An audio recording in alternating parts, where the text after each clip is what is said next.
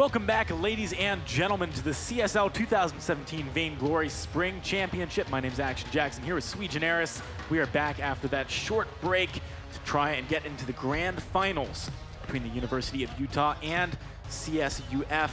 It's going to be an exciting matchup. Both of these teams coming from opposite sides of the tournament, making it all the way to the grand finals here at E3. Sui J, this is going to be a great game. Yeah, I'm super excited to see who will be crowned the CSL Spring 2017 champion.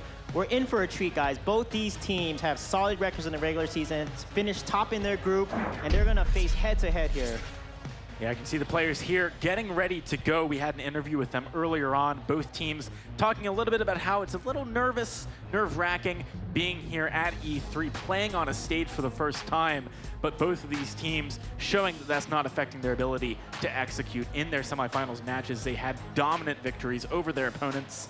It is definitely a battle of the two best collegiate teams in North America. Yeah, you can't tell from looking at this stage, but they talked about how nervous they are. This is their first time on stage.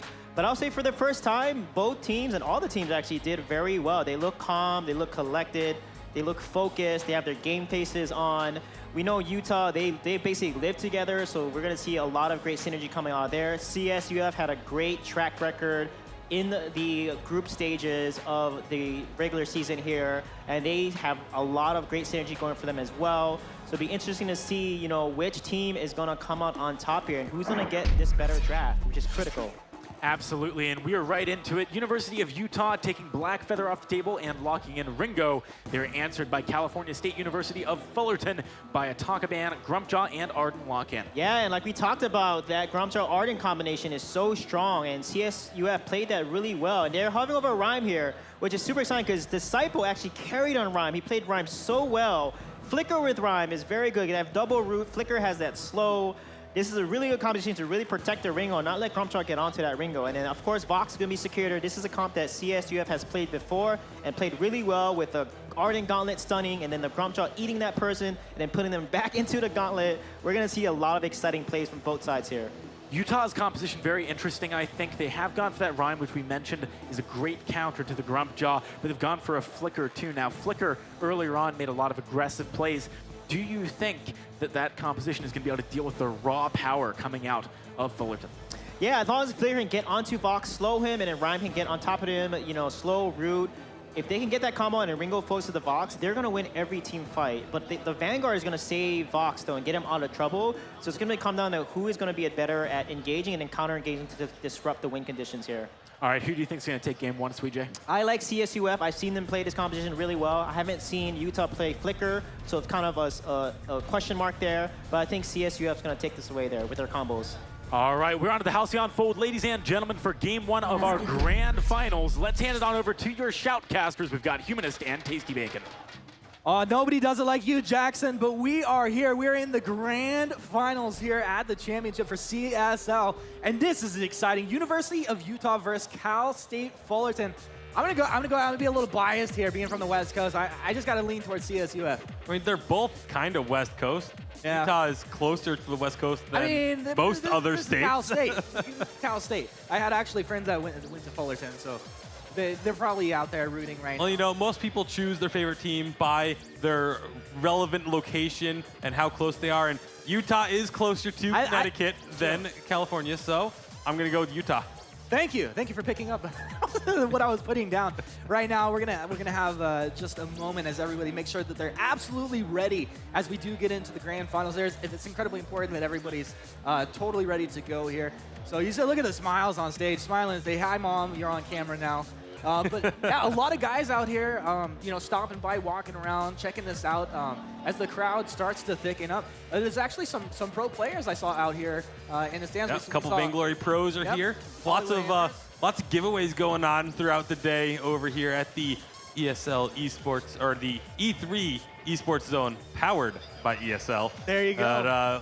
Lots of fun, lots of action. Definitely looking forward to getting into this grand final, getting it truly underway. But for now, like I said, just making sure everything is we want as near perfect conditions for these players as possible, because they are, again, playing for the lion's share of a $10,000 prize pool. Say it again. $10,000. Oh, it feels good, man. I mean, they're up there, they're playing some games, playing for some money, some pride for their school as well. We were talking earlier about, how you have in esports, a lot of these teams, yeah, you're from NA, yeah, you're from EU. I think it's really cool, actually, with CSL. Like, you're rooting for this school. A lot of the fans, they're going to be guys that actually go to that school. You're like, okay, maybe I had a class with this guy. It's actually pretty cool. Yeah, I mean, and you look at traditional sports, some of the most passionate fans are the fans of college fans. Like, college football has some of the most insane fan bases out there, along with basketball and all that sort of stuff. So to see that sort of be now migrated in towards esports, towards gaming in general, is really awesome to see. But we just want to get this finals underway. We want to make sure that these teams are comfortable, though, because, again, there is so much on the line. Yeah, there definitely is. And we saw both of these teams earlier today in the semifinals. There were best of threes. They dominated. They Absolutely dominating performances. So it's really tough to say, like, what we can expect coming in. I really do like the fact that we are here with this best of 5. It does really give teams a huge opportunity. Like, you can go down, you can lose a game in a series, maybe you drop even 2, but you learn something, right? Yeah, not only that, but it gives you the opportunity to try something, to say, we want to go out on a limb. We want to try and catch our opponents off guard, do something unconventional, and something like a flicker rhyme, perhaps. Like, that is not a combination that we would typically see in Vainglory, but Utah has gone for it here in game number 1 while they have a little bit of leeway to play with. I really like it, too. I mean, oh, yeah. We don't see it all the time. Yep. On paper, though, it makes a lot of sense. Like, you've got a double root. You have a ton of slow. So, like, if this team does get on top of you, it's going to be really hard to get away. Not only that, but you have the Mooncloak from Flicker giving extra movement speed to the Rhyme. And one of Rhyme's biggest difficulties is always being able to stick on a target. You get him directly in. Like, you can use that Mooncloak and get him right next to your opponents to start a fight. Just starting a fight already in their face can do such a great advantage for Rhyme in a full-on team fight. So that's one of the plays we could be seeing once this game gets underway. I mean, you say sticking to the target. I think just actually getting on target a lot of times key to sticking on that target. We'll see as time goes on, though. Very interesting compositions. And these guys, we'll mention again, I said it earlier, they've battled through this whole season. These guys have been playing for a few months now. Yeah, they all have been going through the gauntlet, facing the other teams in their groups, then getting to the playoffs, having to go through the playoffs and make it to the E3 event, and then having to go through the semifinals, and now being here in the grand finals. It's been a lot of games they've had to play just to get to where they are now. Yeah, definitely. I'm not wearing a watch, but these guys started hours ago, so they've been battling it through. Then they had to go ahead and watch the other teams. We had the third place match. Now we're here in the grand finals. So as far as the compositions coming in, you mentioned that you do like the Flicker, you like the Rhyme. Yep. I mean, you think is it a little cheese? Are we having fun with it, or is this legit? I think it can be legit. I think it's definitely just a unique strategy that they're trying to pull out. And that's, again, we see teams all the time. Like, the teams that innovate are the ones that can very frequently end up becoming the teams that are on top, because maybe they found something in this combination that just works extremely well that no one else has really been able to make work. And all of a sudden, you come out with it, you bring it out in the finals, and if they can perform with this combo, now that gives doubt into their opponent's mind. Do you start to ban away this combo? Do you have to pick into this combo to make it something that they just can't get their hands on again? I really like the fact that they're trying something new in general. I want to look over and see some Vainglory 8 coach out here with his notepad taking notes as we have CSL setting the meta moving forward here. It's pretty cool stuff. Yeah, we are playing on the patch that is live, so if you are a Vainglory player out there, this is the patch that you have in your hands at home. So we aren't playing on a previous patch like some events end up being. There's nothing that is unheard of for someone at home. So what you have is what they have, and that's what they're making do with. That's what they're trying to create something out of. Yeah, definitely. So right now, these guys, it looks like they're ready to go. So without further ado, let the games begin, guys. This is game number 1 in this best of 5 series here for the grand finals here at this championship. And very exciting stuff. University of Utah making their way out onto the map. We're going to see Flicker headed up into the lane. For CSU Fullerton, though, it's going to be Thunderada down in the jungle by himself. Arden probably sniffing out that he knows that Flicker's probably up there. Yeah, I mean, you have to assume that if there's a flicker, it's going to be hanging out in or near the lane. It's going to get spotted there by a Resonance Bounce, so the CSUF will know that the flicker is going to be up there for sure at this point.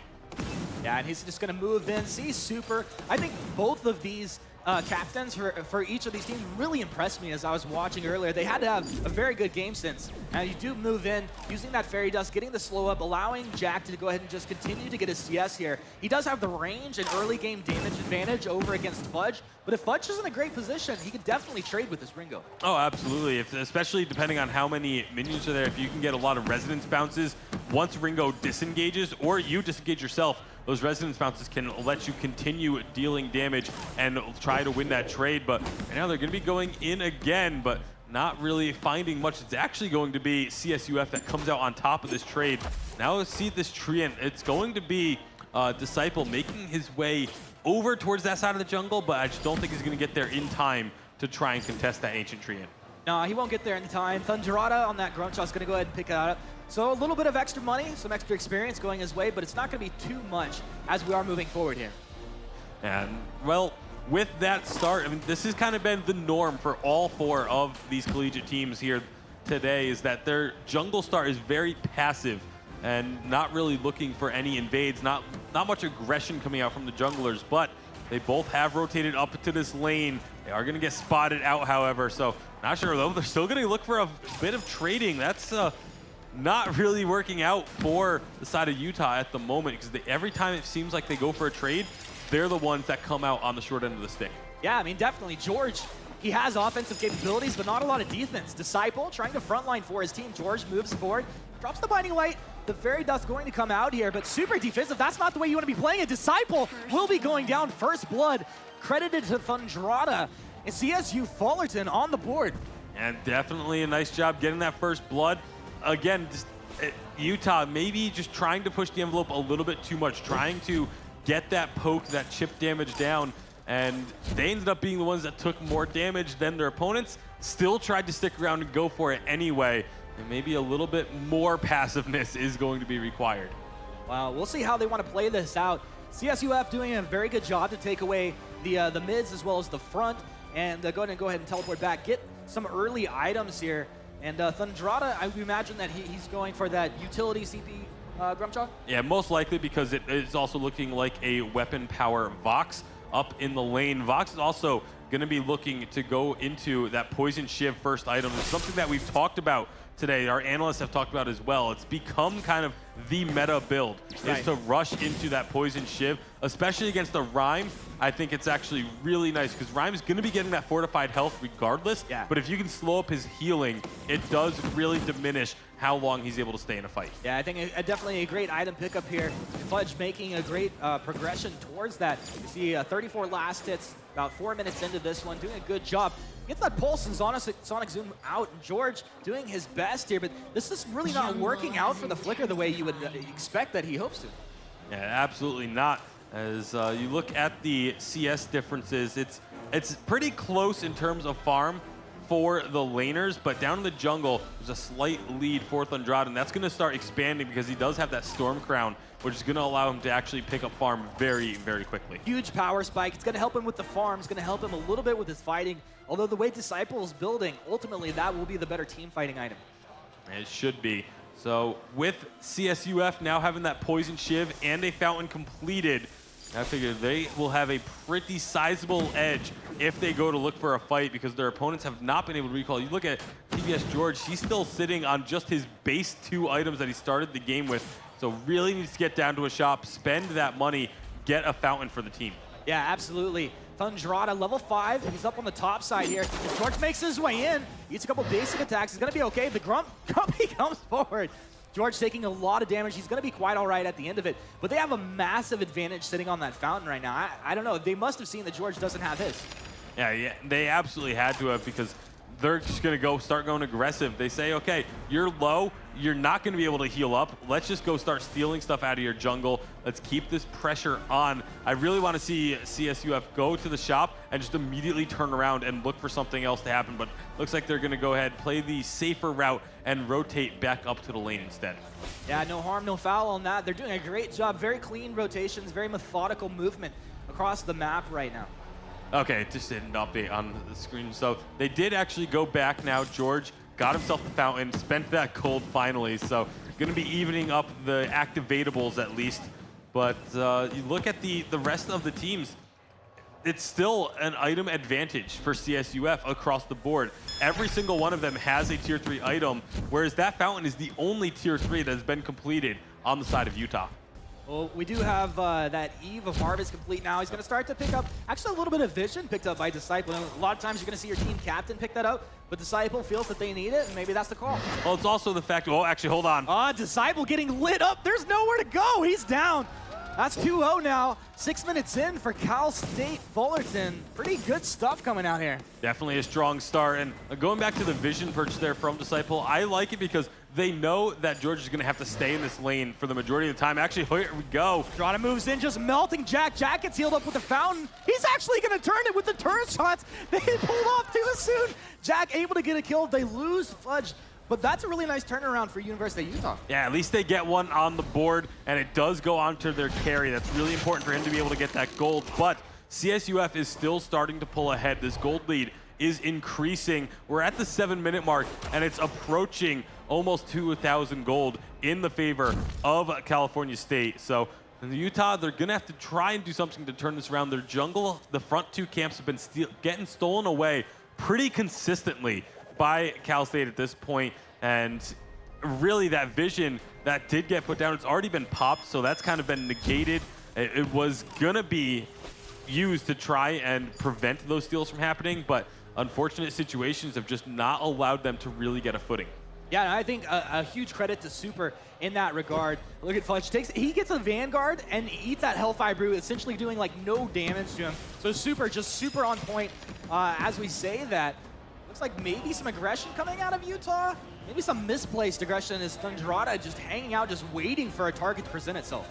And unfortunately for Utah, they had a nice setup there. They got Rhyme into that bush. I don't think he was spotted going up there, but not able to capitalize, not able to get the damage down onto Fudge. Fudge has been doing a great job with their positioning. Other than that turret dive, that was really the only kind of mistake that he's made thus far. And look at the damage going out. Oh my goodness, Thundrata uses the ulti, eats up, but George moving back. He's way too low. Disciple, you're in a bad place. Disciple's down, drops the Valkyrie, it doesn't connect. And this is just a disaster right now for Utah. I mean, they were holding tight for the first few minutes.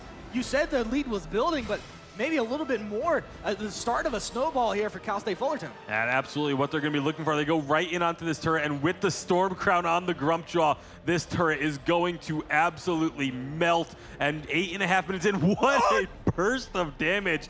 That's without any crystal power. Thundrata is doing that much damage to Jack. That is absolutely terrifying, because you know once that aftershock completes, that's almost going to one-shot a Ringo at this point. Yeah, that's super dirty at this point. And I'm looking for reflex blocks coming out of Utah, because, I mean, you're going to have to deal with the stuff. Yep. You're going to have to deal with the gauntlet. This is the combo that we saw earlier. That's not even talking about the silence that can come out of the Vox. So your only option is to stand your ground and fight. And speaking of the Vox, I want to point out his itemization, going for that tension bow as a second item, just really emphasizing the burst. I love when teams that have Grumpjaw go for this. They put so much focus on that burst. Just say, we're just going to take this one target, in this case Ringo, and just delete him. That is exactly what they want to do. They want to have that tension bow proc along with an aftershock proc at the same time, coming from both the Vox and the Grumpjaw. And if those both hit, there is going to be nothing that Jack can do. Well, the way CSUF have been playing thus far, I imagine they will be able to land those combos. Rotating as a unit right now, I mean, they have the lead, and they're abusing it right now. Breaking point going to be picked up for Vox. He's going to get stronger and stronger as time goes on through these fights. A lot of vision picked up. Super on the front side, drops the gauntlet. Utah, you are caught right in the mix. The wait for it's going to land as well. That was the stuffed up there. But the Valkyrie connects onto Fudge, buying a little bit of time. Utah fighting with their Crystal Sentry. This is about the best they can do.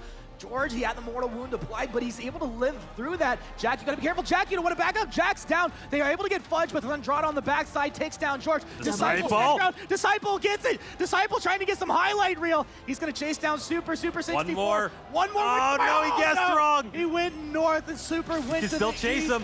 Nope, Oh, the he's Vanguard out of there. movement speed. Almost the godly Almost turning that around. They did require very heavily the help of that Crystal Sentry, but they got were it. able to pull them into that fight where they wanted, and Utah nearly turning that fight completely back around. It ends up just being the 2 for 2. So, I mean, when you're behind, an even trade is still a win. So Utah's got to at least be getting a little bit of a confidence boost thanks to that fight. I mean, absolutely. Not only just a confidence boost, but net worth boost.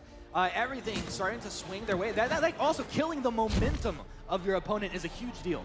Yeah, they are still definitely behind.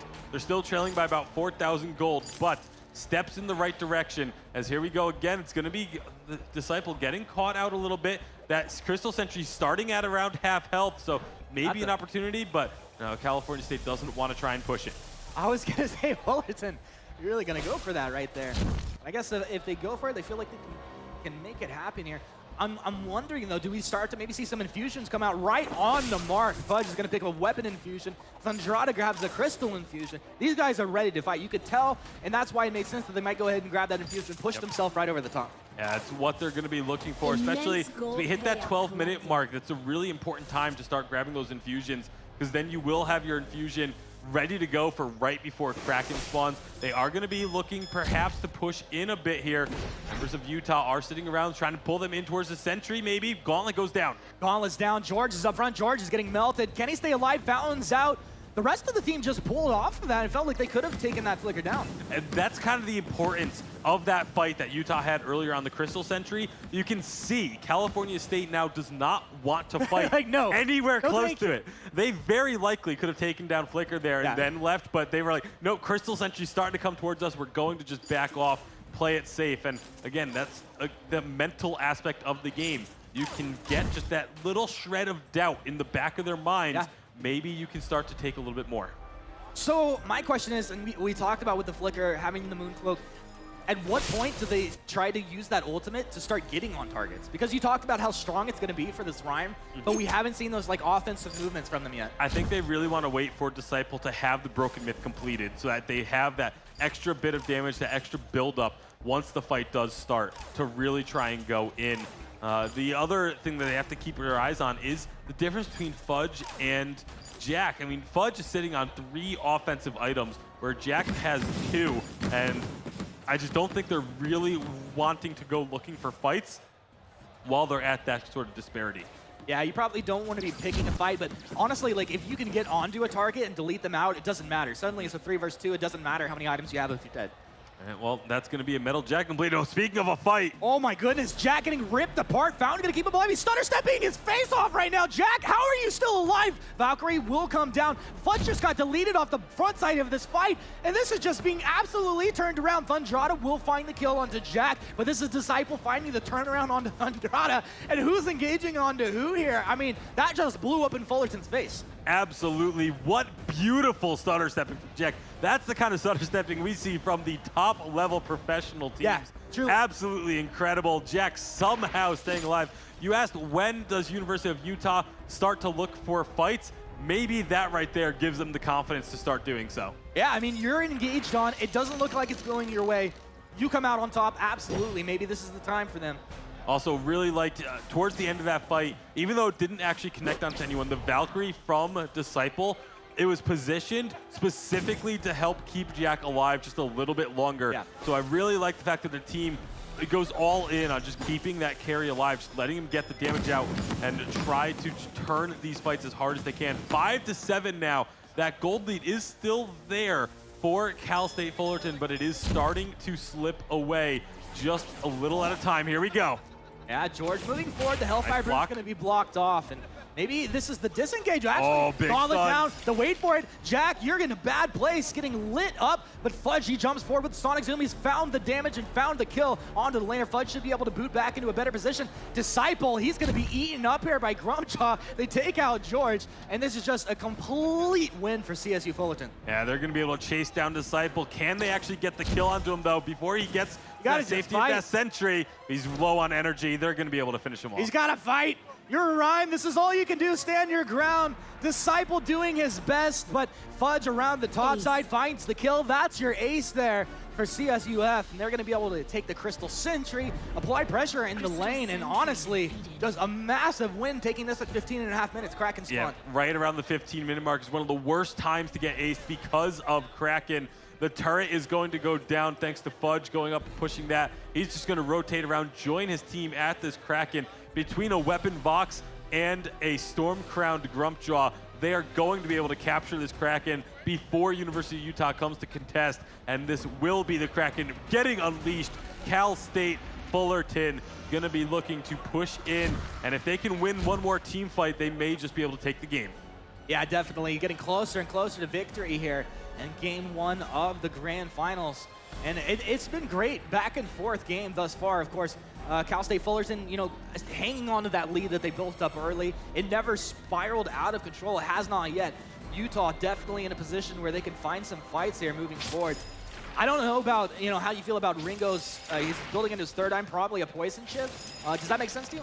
It makes a little bit of sense. It's not I don't think it's the most ideal. I would actually like to see it be a Serpent's Mask just to stay alive a little bit longer, but there's going to be Hellfire, again, getting locked out. Nice job by Cal State to make sure that that is not getting the extra burn damage, but the Kraken is taking a beating.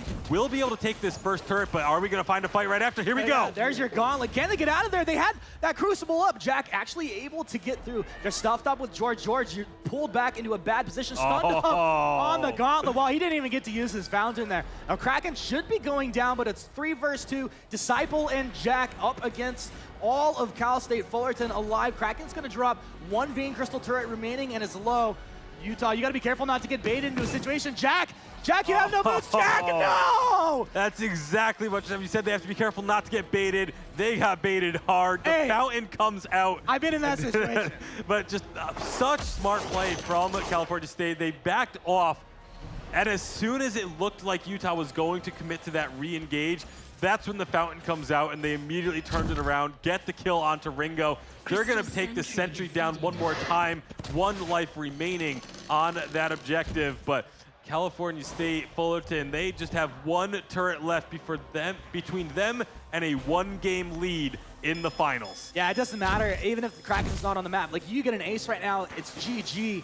Nice player is going to spot out Utah. They look to try and charge in. If you got to figure, if that Grumpy had ended up hitting, they would have been going all in on that fight. But right now, they just have to kind of just push up, maybe look to force something here, but they need to be careful that they don't go forcing something too far. They don't go stretching to try and make a play happen. Here comes the Mooncloak. Yeah, that flare is going to go ahead and spot that out, though, so you're not going to get the element of surprise moving forward. Utah's going to have to pull off of that engagement. Tough situation. You look at a Jack right now. It looks like he obviously wants to complete that next item, but he has his infusion timing out, right? So he's going to go ahead, he's going to complete the item, but does not have money for the weapon infusion. That's between a rock and a hard place. Yeah, it's really tough. You got to try and figure out which one is going to end up being more important to you in the immediate future. They do decide to go for that item, but oh no! Oh, Ryan caught out. He's staying alive for quite a long time. Look at that. Fountain keeping alive will eventually drop. Fudge getting some breaking point stacks. He's going to move forward into the gauntlet where he had Super just trapping his opponents the entire time. Jack used his boots out towards the east side of this fight. He would have to have the most insane stutter stepping I've ever seen to get himself out of this one. But Jack's going to be dropping in short order. 14-5, 19 minutes in. It looks like CSU Fullerton probably going to go for the Kraken. I don't know if they even actually need to, but they're going to pull it out here. And pretty good stuff. I mean, with this Kraken, is essentially going to be GG. Yeah, very likely to be. That Kraken's almost guaranteed to take down that turret. It's actually going to be the University of Utah recognizing that there's nothing they can do to stop this, and they will just get it over with. And that is game number 1 of the finals going to California State Fullerton. Cal State Fullerton putting on a show here. Both of these teams in their first series of the day, very impressive stuff. I mean, they dominated their opponents. Here, CSU Fullerton really showing that they are a force to be reckoned with, and you can't blame Utah for GGing out of that one. Very confident, very excited there from Cal State as they are going to be looking to take 2 more games and be the CSL champions, but they have to win those 2 games still. Utah had moments in this game where it looked like they were going to start turning things back around. So they absolutely need to make sure on the side of Cal State that they don't get overconfident and they don't overlook Utah. They don't underestimate them, because that's the easiest way to lose an advantage. Definitely. I mean, we saw teams earlier with the dominating victory come back a little more wild in game 2, thinking they can get away with some things. Could be bad if you do something like that here in the grand finals. But I don't know if it was strategical. Maybe it was some plays, maybe some drafting issues, maybe a mix of all these things. But we have some guys to break that down. So Sweej, Jackson, tell us what happened in game 1.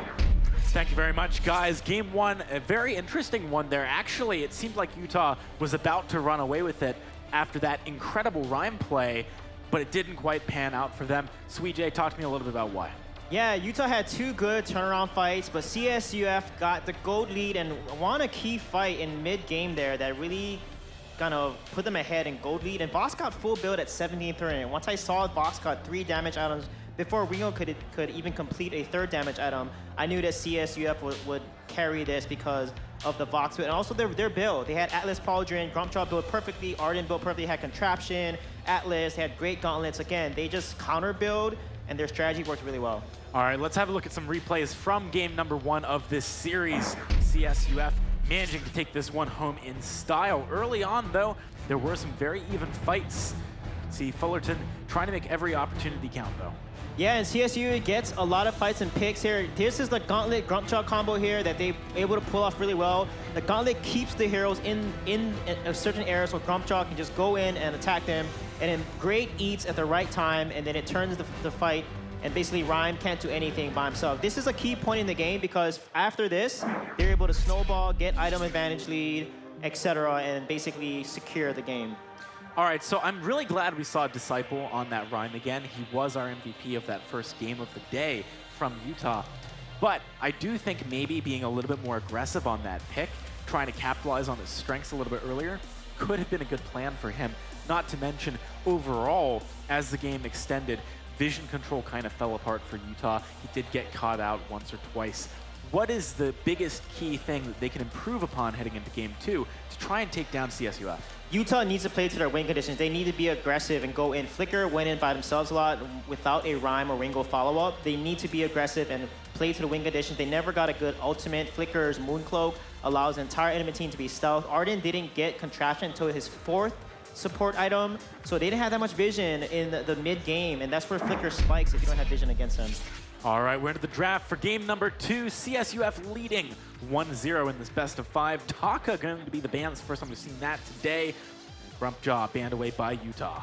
Yeah, again, Arden is a key pick of CSUF. I see it time and time again. Super 64 just great on that Arden. Great shot calling there. Flicker is not a good pick into Arden because of the gauntlet, etc. So they need to use that Mooncloak ultimate and make sure that they're able to catch CSUF off guard. Gwen is good, but Vox is open. Vox is actually better than Gwen in this meta.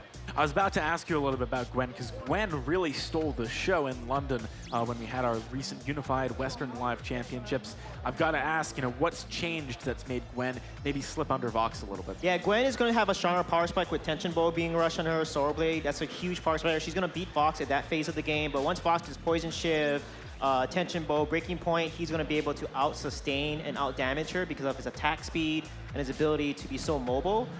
So that's going to be a key part there. Black Feather is good here. He actually works great into CP Fortress. So as long as they're able to focus on either Fortress and Vox and delete them before the ultimate comes off from Arden and Fortress, I think Utah has a chance. But they got to be more decisive here. They have to play more decisive than CSUF. Real quick before we head on to the fold, talking about this Fortress, it's an interesting pickup. Why did they go for it? Yeah, CP Fortress works really well with Vox, so Utah needs to prioritize the Atlas Pauldron. Late game, if they let CP Fortress get to late game, he is one of the best late game junglers because of his ultimates that he can spam. and the mortal wounds that he applies from his attack of the pack. There's going to be a lot of mortal wounds coming out from the side of CSUF. Let's see if they can make it count and take home game number 2, though, as we hand it on over yet again to Humanist and Tasty Bacon. That's right, guys. We are ready for game number 2 here in the grand finals, and CSUF really showing their stuff in game number 1. Now, coming into this match here, a little bit different drafts coming out from both of these teams. I mean, what are you thinking about this? We're actually having a little bit of Fortress out here. Yeah, I'm really excited to see Fortress. I love Fortress. I feel like he has a lot of strengths, especially in this sort of rush down meta that we've been seeing a lot of teams go for, where you want to just try and stick onto one target and blow them up. You have a lot of burst with Law of the Claw. You overdrive that ability, you get 20% plus max health damage come out there. And then, of course, having that the Truth of the Tooth ability gives you and your allies extra movement speed while going towards that target, so it makes it very difficult to try and escape. I think that's a huge deal, especially the way SweetJ was talking about Gwyn versus Vox, and you get into the late game. Like, having that Truth of the Tooth out onto the Gwyn, if that's who he chooses to mark, means they're just going to move at lightning speed onto target, have that extra sustain. It's going to be really good for them. All right, so looking at the composition from Utah, I was curious as to if it would be a weapon or crystal Gwen and Blackfeather, and it ends up being crystal Blackfeather, it looks like, to start things off here from Utah. And the crystal Blackfeather is really interesting because the way the damage works from him is a lot of it actually ends up being based on those Heartthrob stacks and applying them. So you actually get a good amount of damage with your basic attacks because you apply a portion of your crystal power with every Heartthrob stack that gets added onto an opponent. Now we'll have to see if he can get in there. A lot of times, you know, when a Fortress composition is running at you, you're trying to run the other way. We'll see if Blackfeather can hang in there, get some of those Heartthrob stacks applied, getting in through there, especially getting the on-point. Landing the on-point is going to be crucial for this Blackfeather. Right now, definitely just in the laning phase. We might see some early jungle rotations.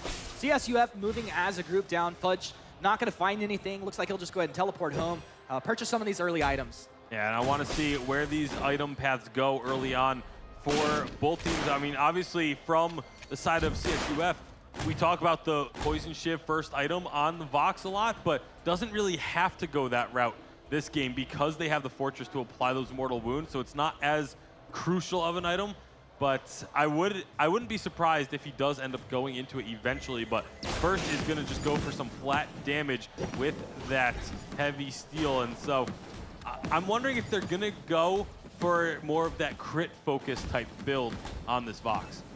Now, I'm curious to see how they build the Vox as well. Only time will tell at this point. Mostly I have my eyes on George on this flicker. Now he's trying to get the damage and the aggression out in the lane, but Super's done such a great job of just having forward positioning, using these flares over and over to make sure that they're never caught by surprise. And if he can't get on to Fudge, like, what is he actually going to do up in that lane? Well, that's definitely going to be an issue for Utah, and we kind of saw that happen in game 1 as well, where they brought this flicker to the lane, they tried to make plays with it, but Flickers wasn't really ever able to get onto a target, wasn't able to really slow down the opposition enough or do enough damage to it to make an impact. And that's going to have to be a concern for Utah in this early game, is that the fact that they aren't really able to capitalize on those strengths.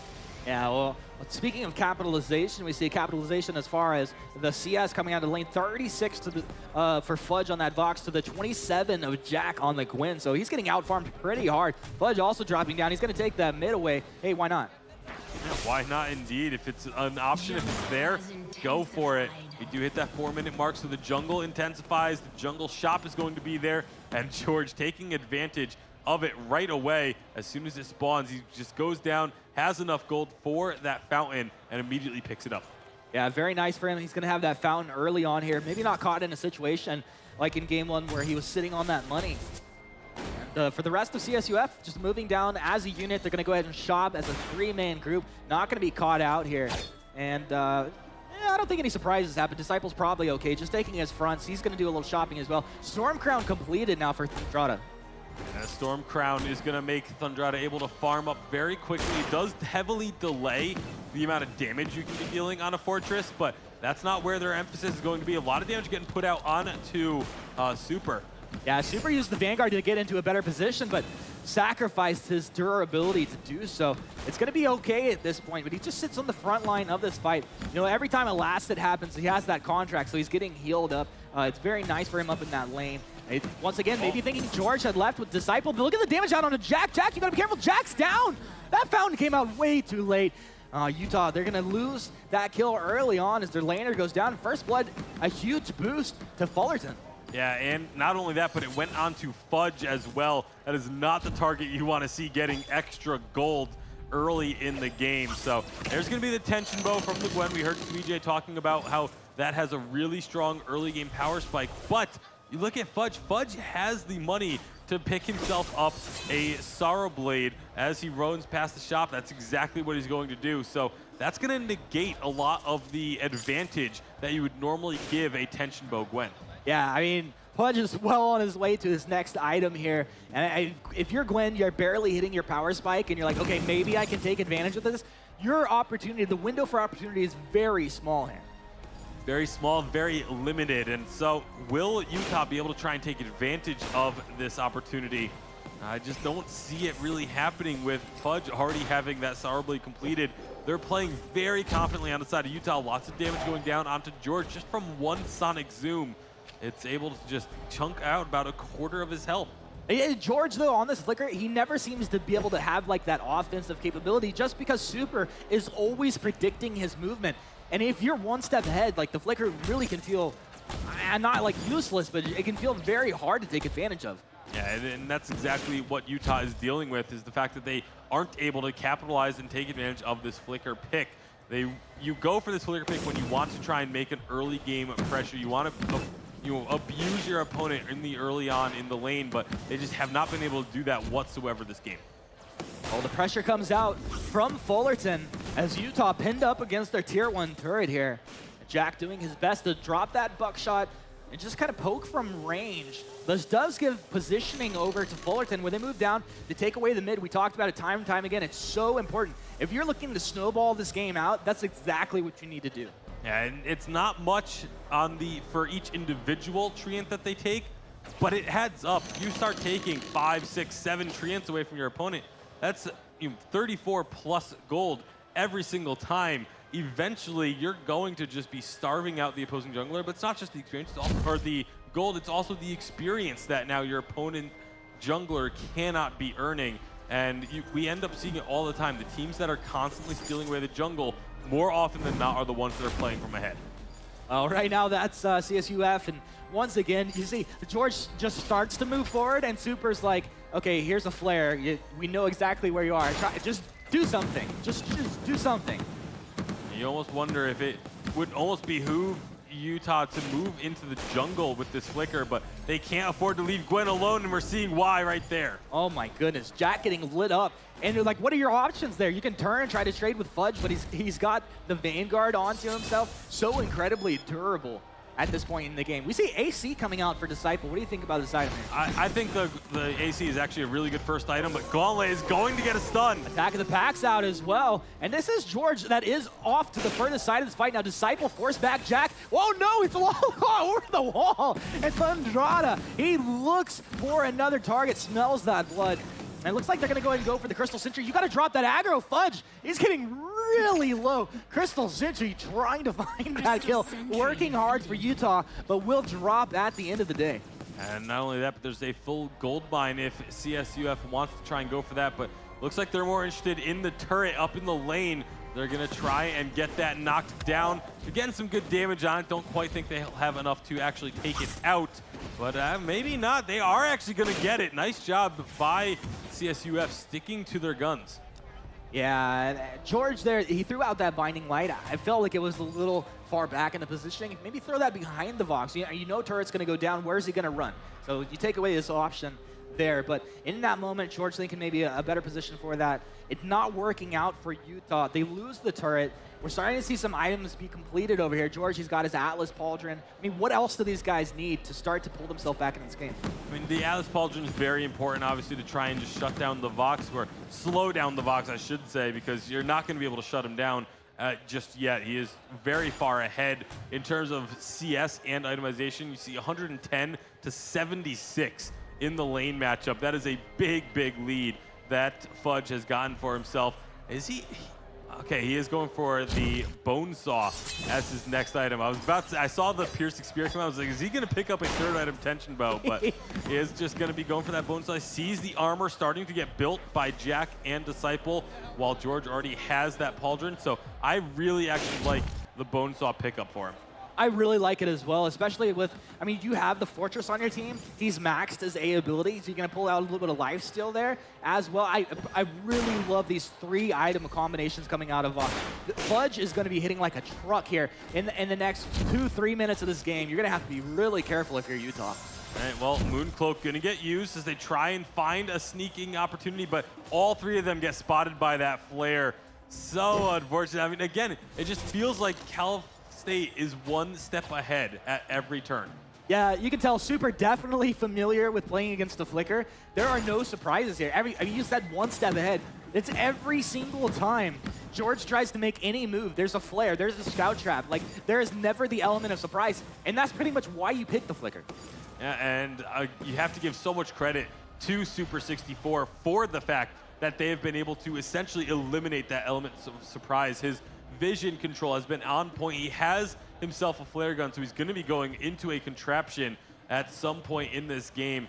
And just really, really well done from Super in this captain role to make sure that his team is not getting caught off guard.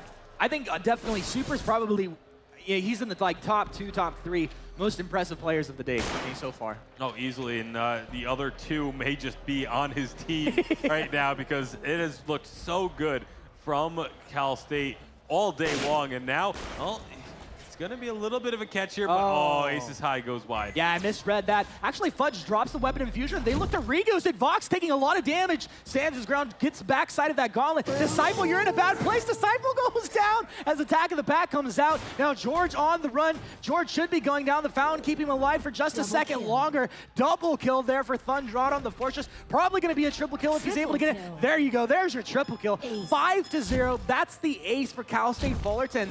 And Utah really on the back foot at this point as the lead just continues to build for CSUF. And absolutely loving this Fortress pick right now. Thundrada is playing it so well, just setting up opportunities. I mean, Disciple really wanted to get that kill onto Fudge. Can't blame him because Fudge was very, very low. So you can't quite fully blame Disciple for trying to go for that. I will.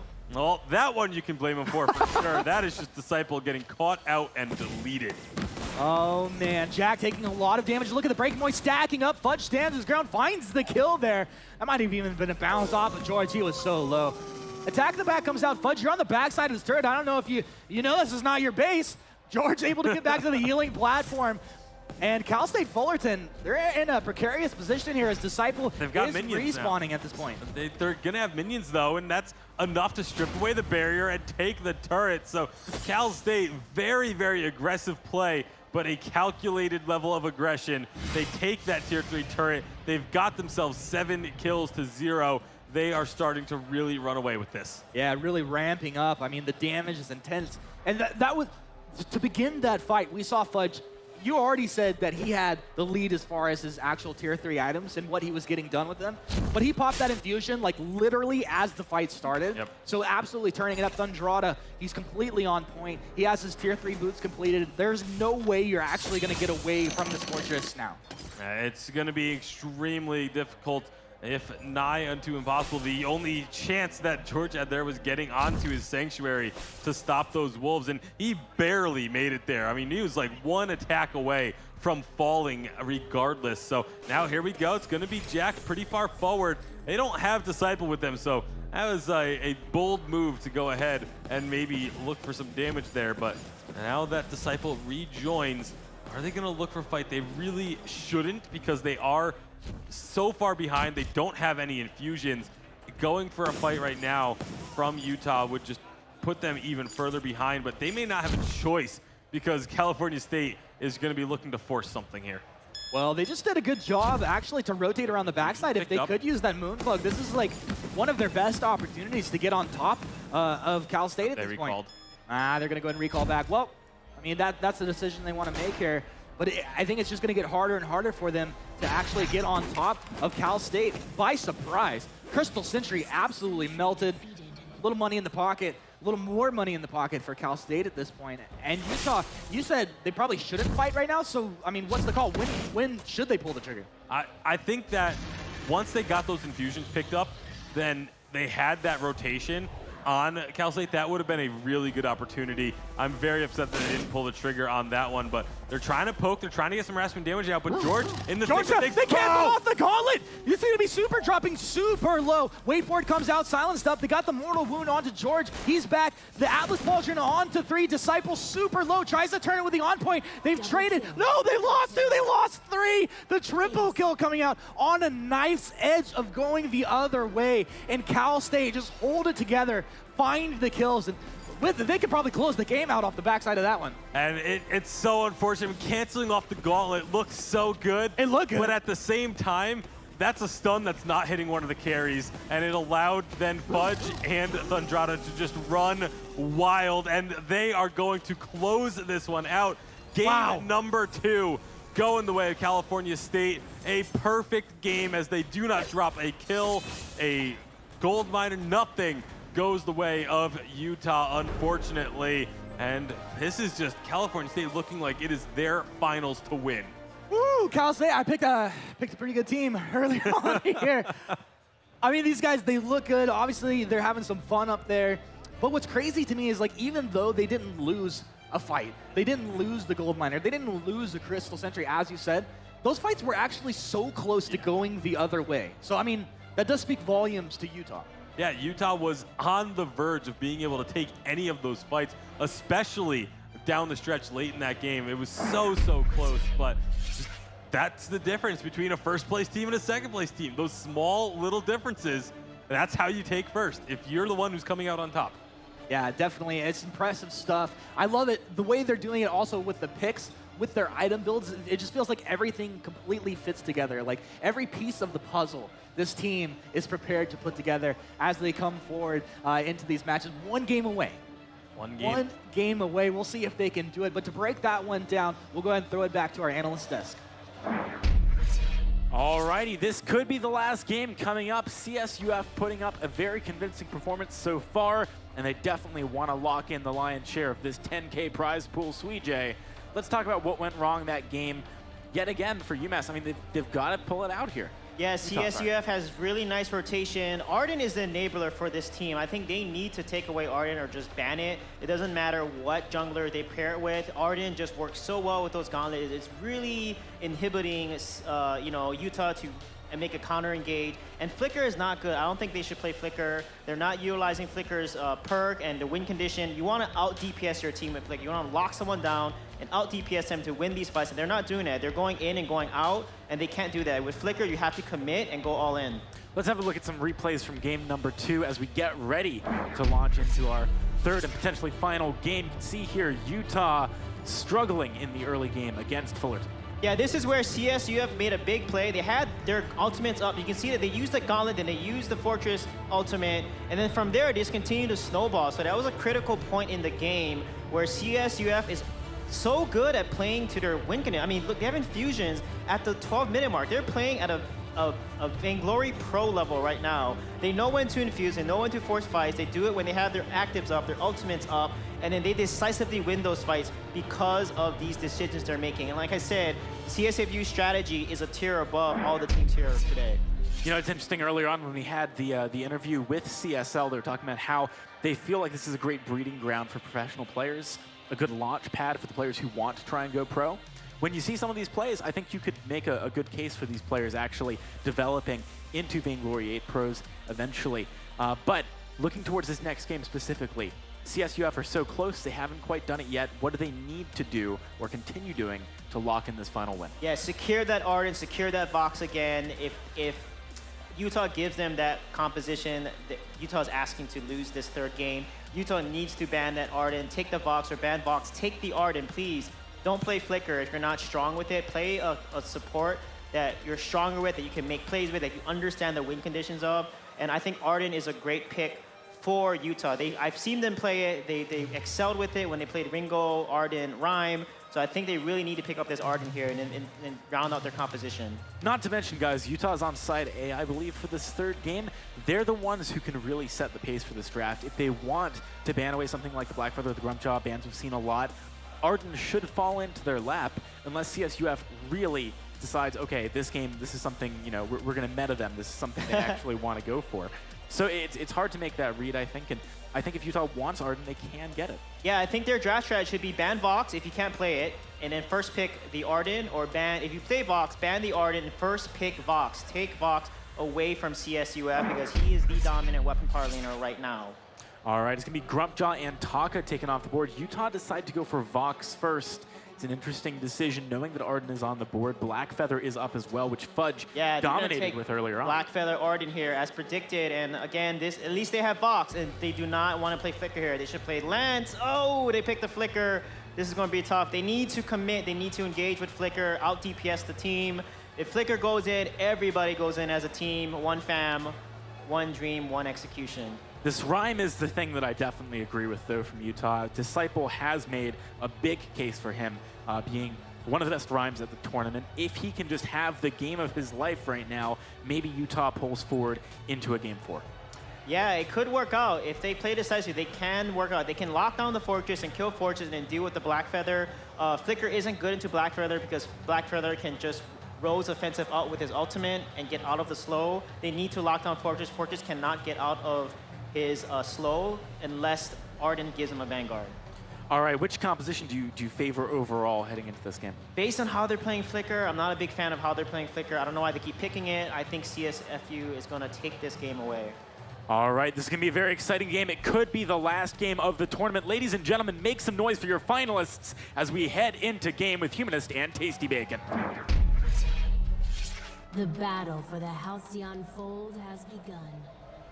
If you're out in the crowd right now, Cal State, one game away from being crowned the champions here of spring season.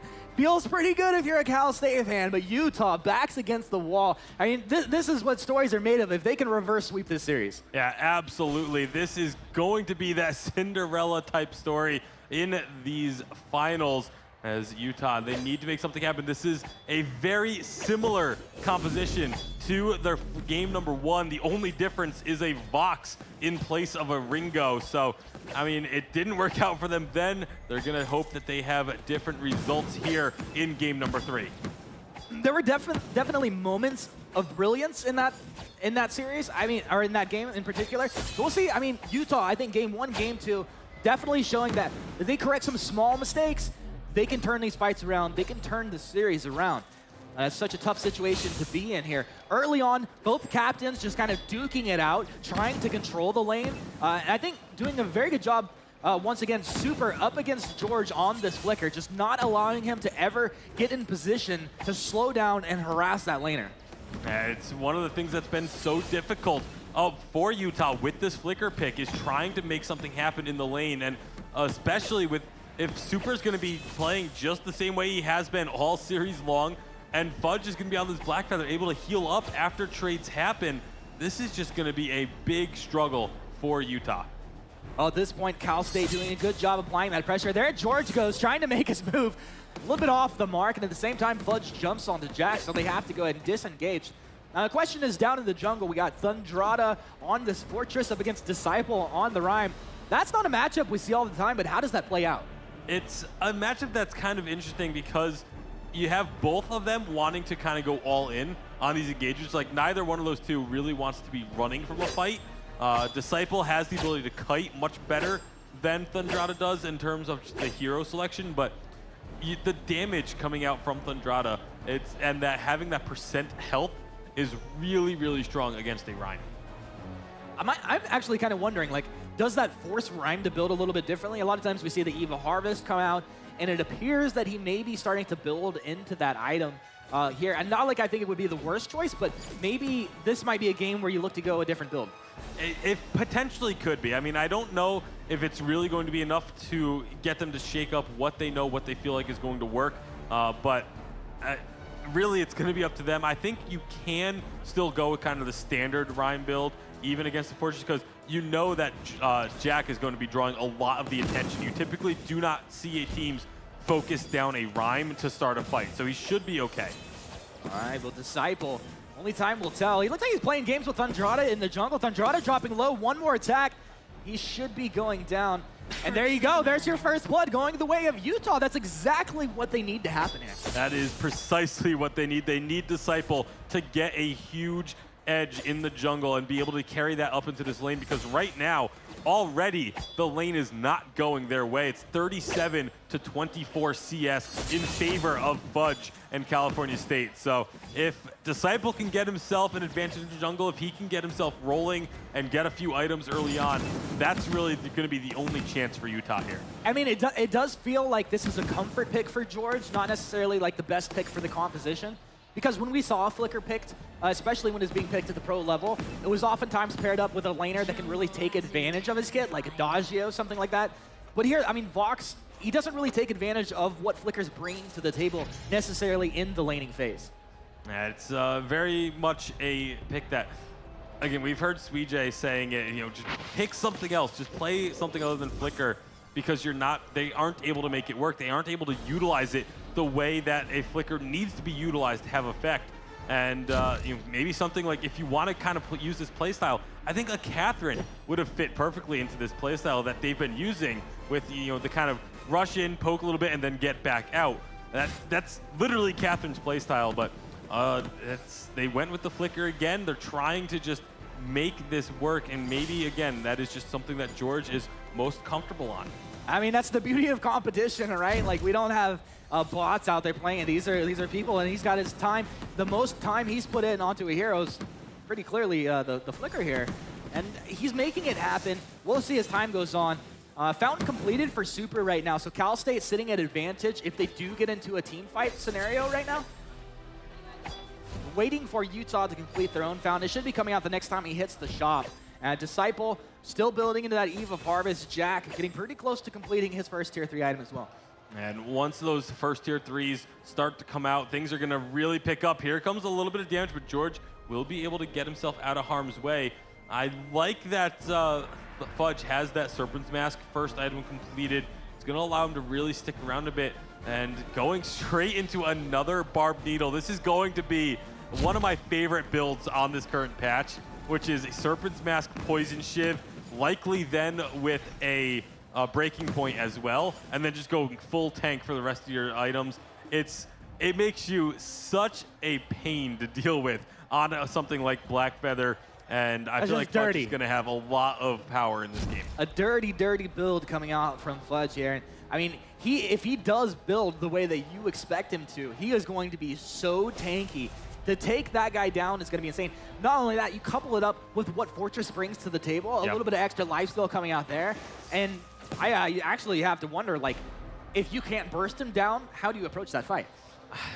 That's an excellent question. It's going to be so difficult to do so. You're going to need this Poison Shiv that Jack has to really try and slow down the lifesteal. That's really your only chance, is to be putting the Mortal Wounds onto Fudge and keep him from lifestealing quite so much. Because you're looking at, between the itemization and the Fortress, you're getting well over 50% lifesteal. And that's pretty good. It's not bad. Yeah, I mean, if we're looking at the lifesteal percentages of items, typically, of course, and then from abilities as well, that's a huge amount of lifesteal, especially if you're on target and doing damage. So as time moves forward, we'll see if that's the way he's going to complete it. Thundrada, though, sitting on a good chunk of gold. We'll see if he picks up a little defense here, if he continues to build offensively. Maybe you see a team fight coming out here. Now, we're 7 minutes in. This is a little bit quieter of a game than we've had. Game 1 and Game 2. Definitely. It makes sense. I mean, this is the most important match for both of these teams. Yeah, there's that Poison Shiv completed. So that's already now him sitting on 20% lifesteal just with those 2 items. Like I said, depending on how it works builds, but oh my goodness, here's a nice fight. Woo! Fudge dropping so low. He gets healed up with that Fountain. Thundrada taking a lot of damage as they switch on to Jack. Jack gets the heal. They've turned it. Thundrada's down, and Utah finds their second kill of the game. They were on the back foot. Fullerton made that engagement happen. Utah, a beautiful turnaround. And that's reminiscent of Game 1 and Game 2 when they almost made it happen, but they executed on it there. Yeah, and that's one of the things. Lifesteal, one of the big counters to lifesteal, burst.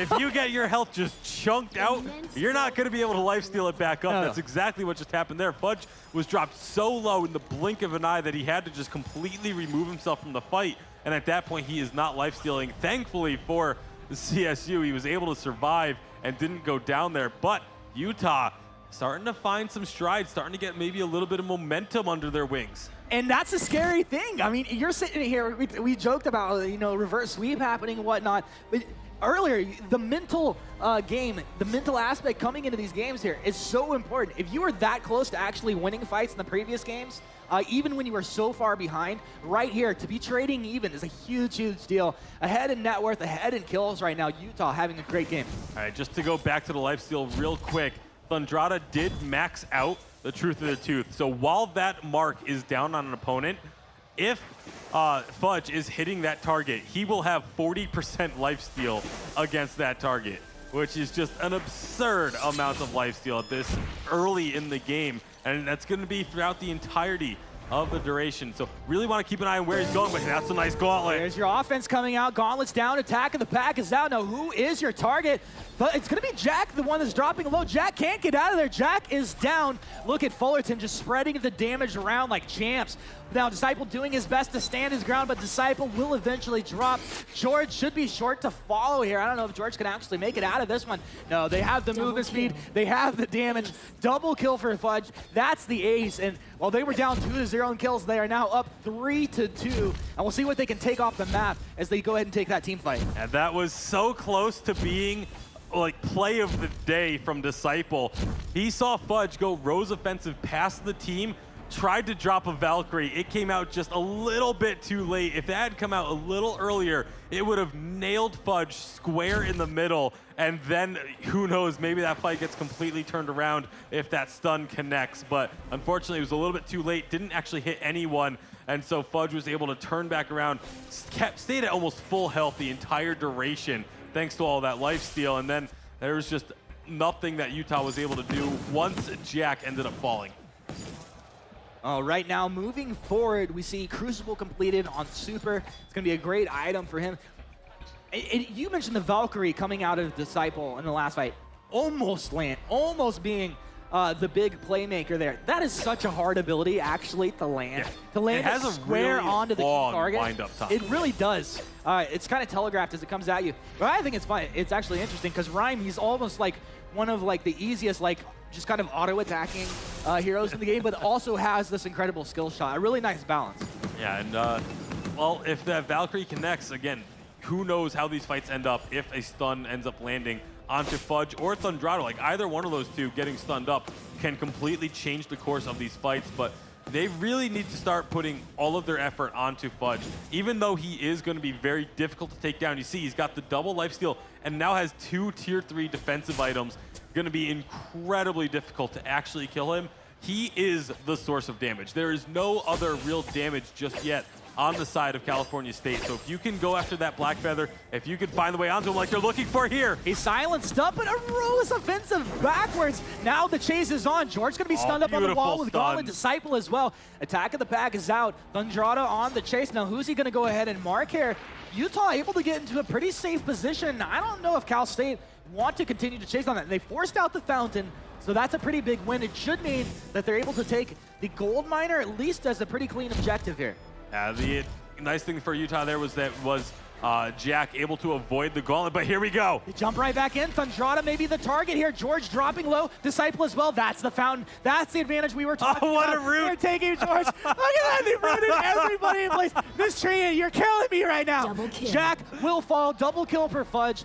And they probably don't go for Disciple under the safety of that Crystal Sensory, but that route, that was pretty troll. That set up a field day for Disciple there, though. That's got to feel so good to be looking at a situation as a Rhyme and say, hey, nobody's moving. Let's go to town with some Winter Spires.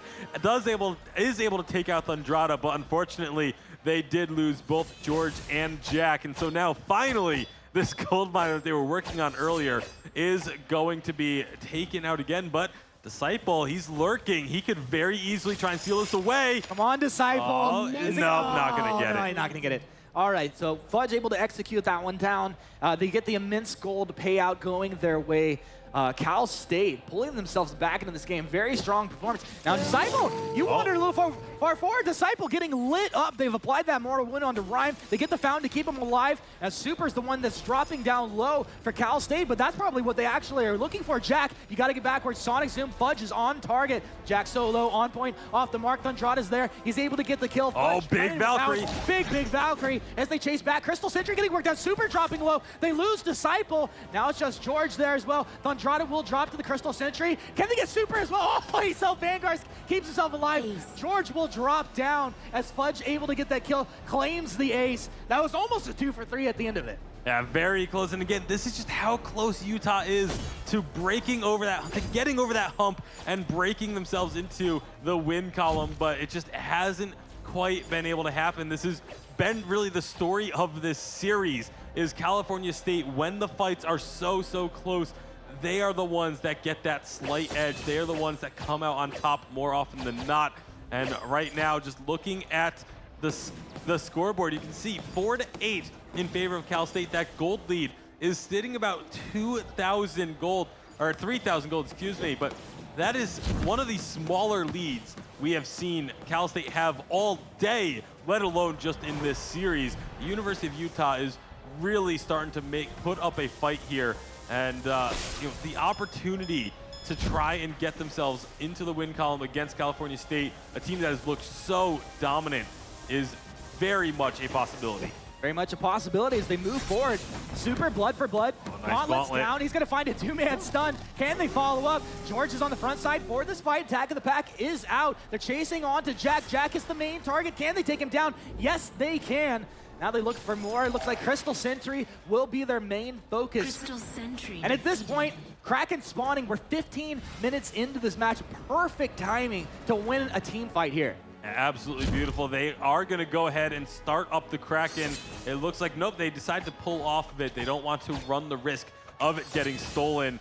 So instead, just put some pressure on the lane, get these minions pushing up, find themselves a lead. Oh, no. Okay, they didn't spot him. I don't think that was going to be very dangerous for George. Yeah, it's panic mode for Bacon here. George almost getting caught out. Honestly, you had your own panic, but this is a knife's edge of a game. You can't afford to lose a fight right now. Attack of the Pack's out. Thundrada very low. The Kraken is low. Disciple goes down. The Fountain can't keep him alive. Can they steal this Kraken? It's so important that they try to get something done here. No, they lost Jack. The Kraken goes the other way. Cal State blowing this game wide open. They're going to get the ace here as well. They'll give the healing buff, the minion buff. They've got the Kraken. That's like literally everything that could go wrong for Utah just went wrong. And look at how far up this minion wave already was. How many minions were there to get this ace buff before Kraken was captured? That is a huge wave of ace buff minions to take out that turret. They're going to be moving up to that choke point before Kraken even gets there. Thankfully, Rhyme has respawned and will be able to clear those minions out, and they can now start working on the Kraken, but they need to be careful that they don't go too far forward, because California State can very easily look for a fight and perhaps then end the game, but Kraken is going to be taking a lot of damage. Tricky situation to be in right now. Utah with their backs against the wall. They held in there so strong here in Game 3. They had advantage. Now moving forward, let's see if they can turn one of these fights around one more time. Kraken still on a significant sliver of health here moving forward as Cal State on the backside started playing damage. Oh, big. But the wave forward comes out. They're going to be able to get the damage. Gauntlet is there. A nice reflex out the backside for Jack. Jack stays alive. Sliver of health. He almost went down. George, self-founding, keeps himself alive. Kraken will drop as one Vein Crystal turret remains. Cal State, they jump onto the last Vein Crystal turret. There's a lot of damage coming out here. Utah, can they stand their ground? Fudge is on the crystal. Fudge, he's onto the Vein Crystal. Disciples dropping low. They got the kill. Fudge has done it. Now it's just Jack. Jack, this is going to be the most insane plays you've ever had. Atlas Polishing applied. They force him back. They he jumps onto the sanctuary. Okay. That's ladies and gentlemen, Cal State Fullerton. How about that? 3-0 in this best of 5 grand finals. will be crowned your spring champions of the spring season here for CSL. Fudge Impressive stuff. with the play to end the game. What a way to end it. Diving onto the sanctuary to get that kill. And Cal State Fullerton are your CSL spring champions. You can see they are pumped up. They are glad that they have been able to take this victory over Utah. Utah fought so well, but unfortunately, again, just the small little things in those fights not going their way, and it ends up being California State Fullerton as your champions. From A to Z, these guys had it put together. If Suijay was talking about these guys looking like a pro-level caliber team, I think that is legit. And you mentioned there's some pros here, there's some coaches here. Maybe we end up seeing these guys on those teams. Don't do it. Who knows? I mean, I would definitely be looking into some of these collegiate players. I mean, Fudge absolutely hard carrying with some of these games, but I also want to point out, kind of an unsung, we talked about him a bunch, but Super 64. Oh, yeah. He had a perfect KDA throughout the entire series. He did not die a single time in all 3 games. Absolutely incredible Arden play coming out from those gauntlets were beautiful all throughout the series. I cannot give enough praise to that guy for the way that he just played on this stage. Phenomenal play. The fact that he didn't die, but he was actually baiting those fights, being the one to take the most amount of damage to start those fights off, really incredible, really impressive stuff. Feels good. You can see these guys celebrating back there on the stage. Very excited, very happy, taking the lion's share of this prize money home. That feels good as well. Oh, absolutely. But college isn't cheap. no, it's not. You got to pay for those textbooks. But guys, this has been Tasty Bacon. I'm a Humanist, and with that, we'll go ahead and throw it back over to our analyst desk. Thank you so much, guys. Great casting today and an incredible performance from California State Fullerton.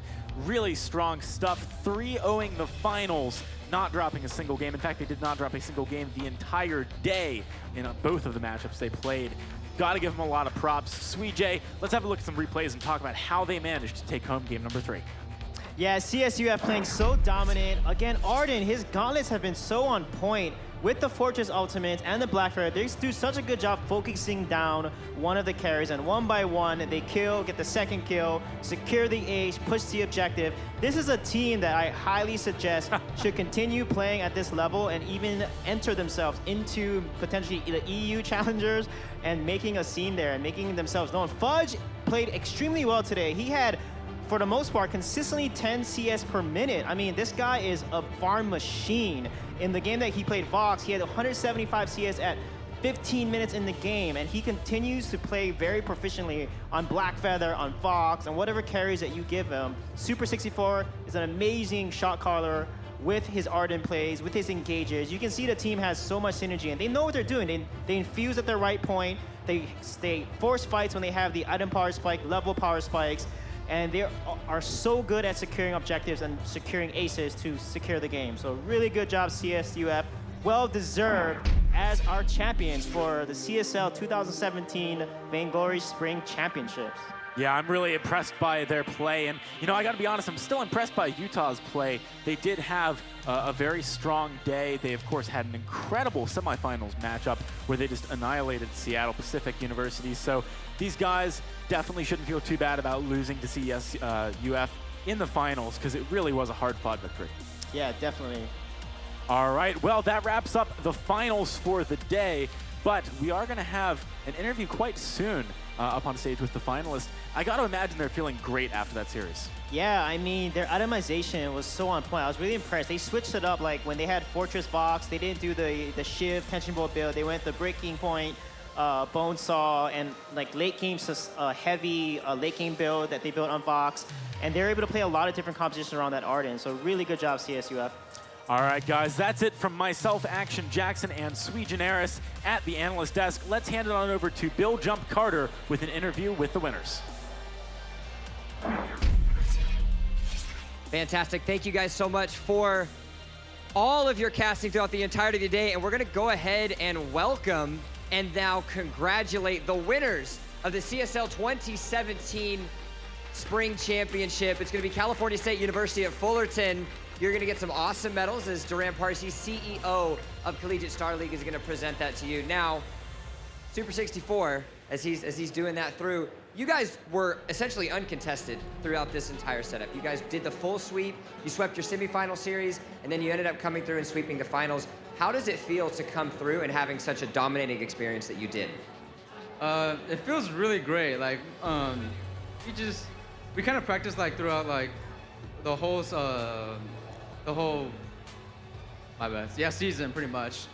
And you know, it was really hard to find like good players at our school, but luckily, you know, we all like just met up like randomly. We just started this, and it was really good how confident we felt to winning this tournament. Awesome. Now, follow-up question to that. With such dominating force, there had to be some sort of consistent strategy that you guys had to really propel yourselves above the rest of the competition. What do you think was the most pivotal piece of the winning formula throughout the season, throughout the championships, and just all of this last Vainglory? Really, it's the shot calls. I mean, we Cappy, our best laner over here, Fudge. He's been doing a lot of shot calls, you know, like just infusing like when we need to because we're ready for a fight, and pretty much just calling out like when to go for objectives when we need to. Awesome. Now, again, this was the first time you really got to be on stage, CSL, here at E3. I guess all of you, what was that experience like, and would you do it again? To me, I would do it again. It's really nerve-wracking over here, as you can tell from myself.